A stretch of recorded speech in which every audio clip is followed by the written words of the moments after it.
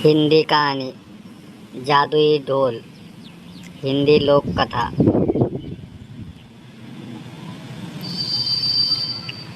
पश्चिम भारत के एक छोटे से राज्य में धर्मराज नामक एक बुद्धिमान और न्यायप्रिय राजा रहता था। उसकी प्रजा के मन में उसके लिए बहुत श्रद्धा और आदर था। राजा धर्मराज बहुत लंबा, ऊंचा और रूपवान था। उसके सिर के बाल काले और घने थे, जिन्हें उसका खास कोई भोलू ही काटता था। भोलू यह काम कई वर्षों से कर रहा था और अपने शाही हजाम होने का उसे बहुत गर्व था। पर भोलू को एक बात का बहुत ध्यान रखना पड़ता था। जब भी वह राजा के बाल काटने जाता, उसे याद रखना पड़ता कि वह राजा के साथ बिल्कुल कोई अकेला हो। उस समय किसी का भी शाही कमरे में आना सख्त मना था। बात दरअसल यह थी कि भोलू राजा के बारे में एक राज जानता था। राजा के सिर के दोनों तरफ दो छोटे छोटे सींग उग रहे हैं। यह बात सिर्फ राजा और उसका नाई जानते थे। जब भोलू ने पहली बार यह नज़ारा देखा तो वह भौचक्का रह गया, लेकिन उसने राजा से वादा किया कि इस बात का जिक्र वह कभी किसी से नहीं करेगा। महाराज, आप निश्चिंत रहे। भोलू राजा से बोला, आपका यह राज मेरे पास सुरक्षित है।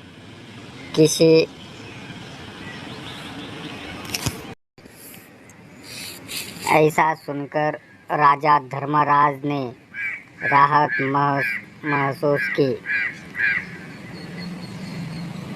उसे डर था कि अगर लोगों को कोई इस बात की जानकारी हो गई तो राज्य भर में उसकी खिल्ली उड़ेगी। हो सकता है लोग उसका आदर करना बंद कर दे या फिर नए राजा की मांग करने लगे। इसलिए भोलू के वादे के बावजूद राजा ने उसे सख्त हिदायत देते हुए कहा, भोलू, अगर तुमने अपना मुंह खोला तो जान लो, सज़ा तो मिलेगी ही, देश निकाला भी मिलेगा। भोलू इल्ज़ाम के डर के मारे घीघी बंद गई। उसने कानों को हाथ लगाया और अपना मुंह बंद रखने की कसम खाई। कई वर्ष बीत गए। भोलू को अपना वादा याद रहा। उसकी स्वामी भक्ति से प्रसन्न राजा यदा कदा उसे अच्छे उपहार भी देता रहता। पर समय बीतने के साथ साथ भोलू के सब्र का बांध भी टूटने लगा। उसके पेट में वह राज अब पचता नहीं था और वह चाहता था कि कोई तो ऐसा हो जिसे वह राजा के सींगों वाली बात बता सके। लेकिन राजा की चेतावनी उसे चुप रहने पर मजबूर कर रही थी। एक दिन भोलू राजा के बाल काटकर महल से लौट रहा था और रास्ते भर उसके सींगों के बारे में सोचता रहा। भोलू का घर एक छोटे से जंगल के उस पार था। ऊंचे ऊंचे पेड़ों और लटकती बेलों के बीच में से धीरे धीरे चलता हुआ भोलू जब थक गया तो सुस्ताने के लिए एक घने पेड़ के नीचे बैठ गया। भोलू को रह रह कर सींग याद आ रहे थे। फिर यकायक वह उठकर खड़ा हो गया। वह जवाब नहीं मेरे दिमाग का, भोलू बोला और उस पेड़ को देखने लगा। जिसके तले वह बैठा था। भाई, इस पेड़ को तो बता सकता हो ना राजा के उन अजीब सींगों के बारे में। अब यह रहस्य मेरे पेट में नहीं पचता। पेड़ तो बोल सकता नहीं और इस तरह किसी और को यह बात पता चलने का डर भी नहीं है। पेड़ के पास यह भेद हमेशा भेद रहेगा और मैं भी इस बोझ से मुक्त हो जाऊंगा। भोलू ने ऐसा निश्चय किया और जोर से बोला, हे पेड़, आज मैं तुम्हें एक भेद बताने वाला हूँ। हमारे राजा धर्मराज के सिर पर 2 सींग है। हाँ हाँ, उसके 2 सींग है। इतना कहकर इंजाम बेतहाशा हंसने लगा और हंसता ही गया। हा हा हा, हो। वह भयंकर भेद आखिर खुल ही गया। भोलू खुश था। उसका भार जो हल्का हो गया था, उसके बाद वह आराम से घर पहुंच गया। अगले दिन एक लकड़हारा उसी जंगल में गया और उसी पेड़ के पास जाकर रुक गया। इस पेड़ की लकड़ी तो बहुत शानदार है, इसका ढोल बड़ा अच्छा बनेगा, वह सोचने लगा।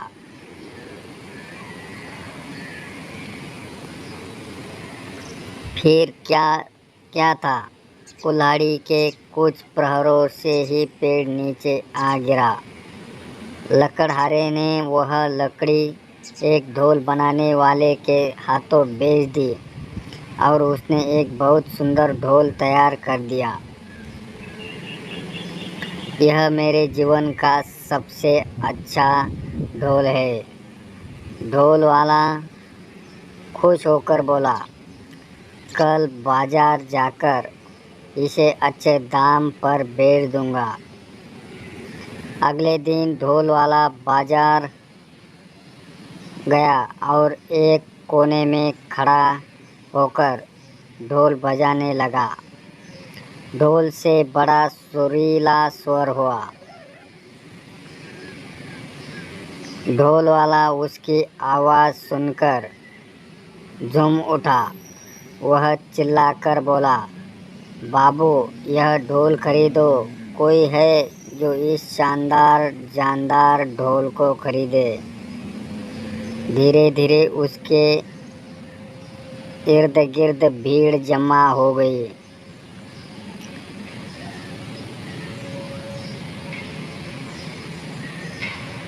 होकर ढोल की मज़ेदार आवाज़ सुनने लगे। भाई वाह, क्या कहने है इस ढोल के, एक बूढ़े आदमी ने तारीफ की। तारीफ सुनकर ढोल वाला और भी जोर से ढोल पीटने लगा। तभी उस ढोल में से एक अजीब आवाज़ आई। लोगों के कान खड़े हो गए। उनका दिल धक धक से रहा गया। ढम ढम ढम ढोल बजा। आज मैं तुम्हें एक भेद बताने वाला हूँ। हमारे राजा धर्मराज के सिर पर 2 सींग है। हा हा हा, उसके 2 सींग है। हा हा, हो। लोग वहाँ जड़ावत खड़े हो गए। उन्हें अपने कानों पर विश्वास नहीं हो रहा था। ढोल वाला फिर ढोल पीटने लगा और फिर वही आवाज़ निकली। वह बहुत हैरान और शर्मिंदा हुआ। आखिर एक ढोल यह सब कैसे बोलने लगा। देखते ही देखते लोगों का तांता लग गया और फिर कितना मजाक और कितने ताने। उप हमारे राजा के 2 सिंह, हमारे राजा के 2 सिंह।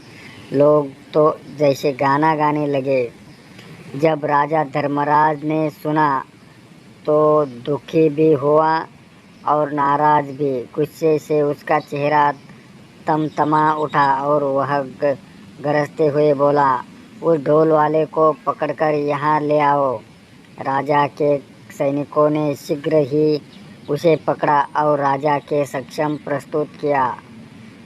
प्रस्तुत किया। ढोल वाला डर के मारे काँप रहा था। बदमाश, तेरी इतनी हिम्मत कि तू मेरी खिल्ली उड़ाए। राजा फुंकारा। भयभीत ढोल वाले ने राजा के पैर पकड़ लिए। महाराज, वह गिड़गिड़ाया, मैंने तो एक लकड़हारे से कुछ लकड़ी खरीदी थी और उसी से यह ढोल बनाया है। मैं बिल्कुल नहीं जानता कि यह ढोल ऐसी बेहुदा बात कैसे बोल रहा है। मुझे क्षमा कर दीजिए महाराज। राजा ने लकड़हारे को बुलाया। जो लकड़ी तुमने ढोल वाले को बेची, वह तुम्हें कहाँ से मिली? लकड़हारे को काटो तो खून नहीं, डरते हुए बोला, जंगल में एक पेड़ से मिली। महाराज, तुम्हारी लकड़ी से बना ढोल बोलता कैसे है? राजा धर्मराज ने पूछा। मैं तो खुद हैरान हूँ महाराज। दुविधा में फंसा लकड़हारा बोला, मैं कई वर्षों से लकड़ी काटता और बेचता आया हूँ, पर ऐसा अचंभा पहले न कभी देखा न सुना। अब राजा परेशान, लकड़ी कैसे बोलने लगी।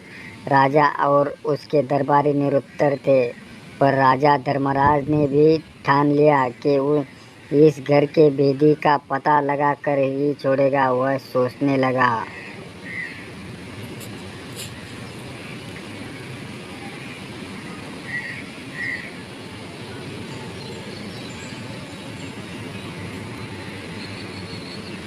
उसके अलावा सिर्फ एक ही व्यक्ति यह भेद जानता था और वह था भोलू नाई। पर भोलू तो इतना निष्ठावान है कि इतने सालों बाद भी उसने अपने मुंह को ताला लगाए रखा है। नहीं नहीं, भोलू ऐसे नहीं कर सकता। फिर भी उसने एक बार भोलू को बुला भेजा। भोलू को जल्दी से हमारे सामने पेश करो, वह अपने सैनिकों से बोला। भोलू नहीं आया। ऊपर से नीचे तक थरथरता हुआ भोलू, एक तुम ही हो जिसे मेरा भेद पता था। तुमने और किसे बताया? सच उगल दो वरना सजा पाओगे। महाराज, डर से भोलू हकलाने लगा।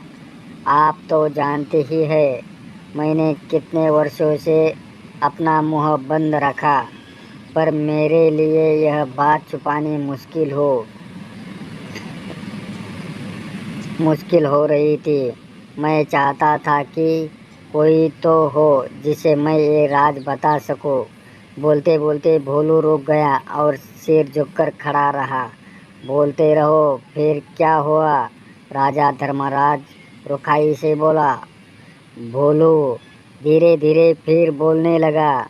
एक दिन जब मैं जंगल के रास्ते से घर लौट रहा था, मैं आराम करने एक पेड़ के नीचे बैठ गया।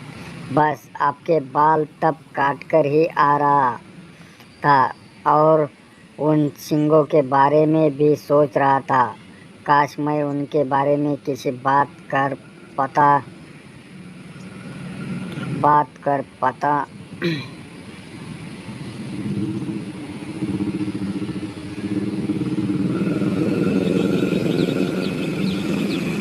आखिर मैं भी इंसान हूँ। तभी मेरे दिमाग में एक बात आई और मैं पेड़ को यह राज बताकर हल्का हो गया। सोचा कि पेड़ को बताने से क्या नुकसान, क्या मालूम था कि इसकी लकड़ी ही बोल पड़ेगी।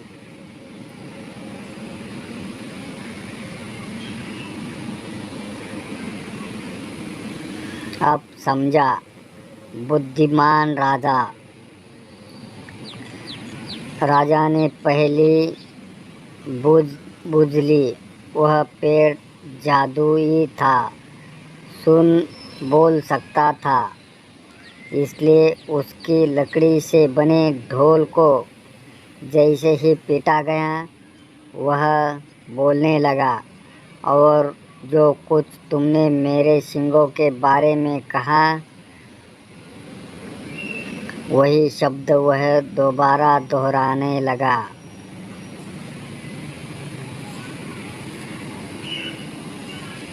जादुई ढोल की उलझन सुलझाने के बाद राजा ने भोलू नाई की तरफ देखा। भोलू शर्म से सिर झुकाए खड़ा था। लकड़हारा और ढोल वाला भी पाने हाथ बांधे सजा का आदेश।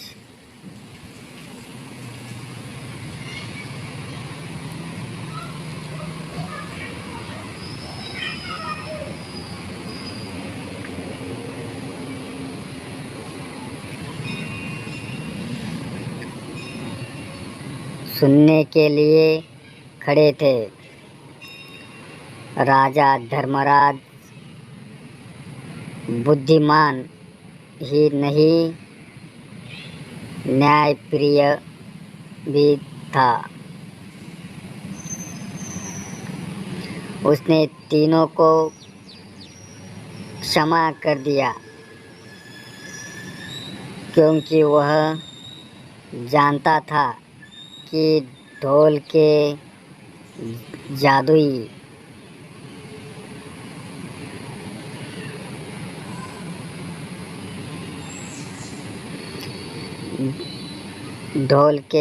होने में उनका कोई दोष नहीं था।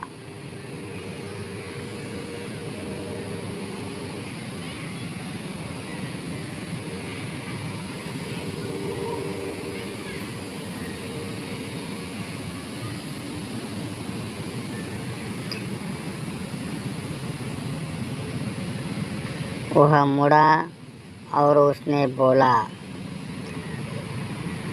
मैं तुम सबको माफ करता हूँ।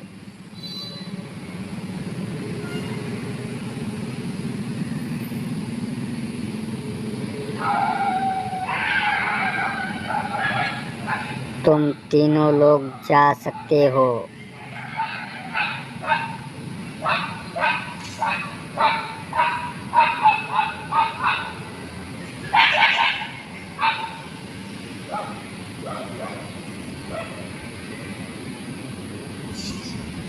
तीनों को अपने क्षमादान मिलने पर विश्वास नहीं हुआ। राजा नमन करते हुए वे बोले, राजन, आप महान हैं।